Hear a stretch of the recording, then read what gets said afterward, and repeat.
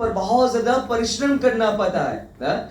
मनुष्य योनि में आते बहुत, मतलब कोई भी योनि में आएंगे बहुत ज्यादा परिश्रम। जैसे कि बैल को देखते हैं, उसको दिन भर जोतना पड़ता है, परिश्रम करते हैं ना? मधुमक्खियां कितना ज्यादा परिश्रम करते हैं, एक फूल से दूसरे फूल में जाते हैं, मधु इकट्ठा करते हैं, और खाते कितना है?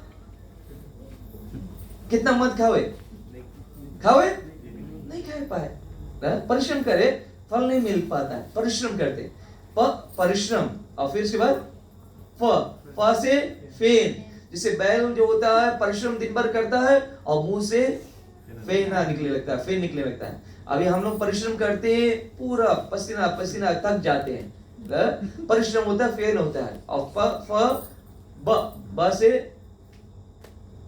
व्यर्थ जो आता है, व्यर्थ इन वेन, सब कुछ करते श्रम एवं ही केवल व्यर्थ हो जाता है कि अंत में उसको हम भोग नहीं पाते। सोचते हैं कि नहीं अभी कमाई कस की कमाई, बाद में जब हम रिटायर हो गए तब एंजॉय करेगा। एंजॉय कर पाते नहीं। वहां पर ऐसे कि आपके थाली बड़ा हो जी, थाली और छोटा हो जी, गोली को मेडिकेशन ढेर आपका हो जाएगा, तो व्यर्थ। और फिर भय होता है कि कब मृत्यु आ जाएगा ना? भय होता है अनेक प्रकार के भय, कहीं धन दौलत कोई और लेके ले चला जाए, अम्मा औरत की कोई और लेके चला जाए, अनेक प्रकार के भय होता है लोगों को, भय। और फिर अंत में मृत्यु ना? तो ये पवर्ग होता है जहां पर ये प फ ब भ और म, ये 5 प्रकार के दुख होते हैं। तो यहां से निकलना है अपवर्ग, भगवान के धाम जाना है जहां पर जाकर सभी दुखों का अंत हो जाए, और वो एकमात्र भगवान की भक्ति द्वारा।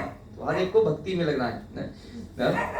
ब्रह्मा जी कहते हैं, हे सर्वशक्तिमान प्रभु, वृंदावन की गौवे और स्त्रियां कितनी भाग्यशाली है ना? गौ को ये सौभाग्य प्राप्त हुआ कि अपने स्तन का दूध भगवान श्री कृष्ण को पिला सके, और गोपियों को ये भाव प्राप्त हुआ कि वो अपने स्तन का दूध कृष्ण को पिला सके।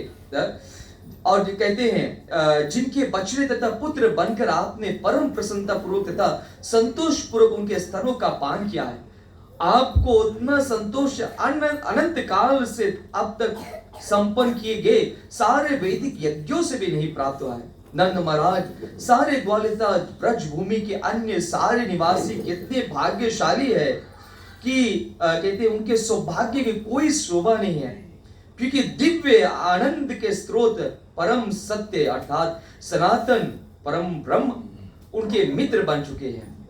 वृंदावन की इन वासियों की सौभाग्य सीमा का अनुमान नहीं लगाया जा सकता। फिर भी विविध इंद्रियों के 11 अधिष्ठाता देवता, हम जिनमें से शिव प्रमुख है, परम भाग्यशाली, क्योंकि वृंदावन के इन भक्तों की इंद्रिय के प्याले हैं, जिनमें हम आपके चरण कमलों की अमृत तुल्य मादक मधु बारंबार पीते हैं। और ब्रह्मा जी की प्रार्थना होता है, मेरा परम सौभाग्य संभवतः यह होगा कि गोकुल में इन वन में मैं जन्म ले सकूं और इन निवासियों में से किसी के भी चरण कमलों की गिरी हुई धूल से अपने सिर का अभिषेक कर सकूं। ब्रह्मा जी यही चाहते हैं। अंतिम में भगवान श्री कृष्ण से प्रार्थना करते हैं कि किसी प्रकार से मैं वृंदावन में जन्म ले सकूं और मुझे भक्तों के ये गोपियों के चरण धूली ये प्राप्त हो। तो अभी ब्रह्मा जी की जो प्रार्थना होता है भगवान सुनते हैं, और उनका जन्म बरसाना में ब्रह्मगिरी पर्वत के रूप में होता है। पर्वत के रूप में जो गोपियों की जो चरण धूली है वो ब्रह्मा जी के चरण में वो प्राप्त होता है, वो सौभाग्य प्राप्त है। ब्रह्मा जी प्रार्थना चाहते कि किसी प्रकार से भगवान के जो विशुद्ध भक्त उनके चरण धूली मुझे प्राप्त हो। और फिर इस कलयुग में ब्रह्मा जी किस रूप में आते हैं? शिला हरि दास ठाकुर के रूप में आते हैं, जो नाम क्या है? नाम Acharya, professor of the holy name. तो अभी देखिए ये जो देवराज इंद्र ने भी अपराध किया था भगवान श्री कृष्ण के चरणों में। उन्होंने 7 दिन 7 रात्रि मूसलाधार वर्षा किए, ठीक है, भगवान ने उनको क्षमा कर दिए। क्यों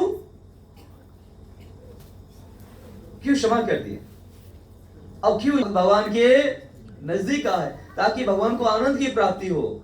और ब्रह्मा जी ने क्या करने का प्रयास किया था? भगवान के भक्तों को भगवान से दूर करने का प्रयास किया। इस कारण से भगवान को मतलब ब्रह्मा जी को अभी एक यावन कुल में जन्म लेना पड़ता है। वो श्रील हरिदास रूप में आते हैं।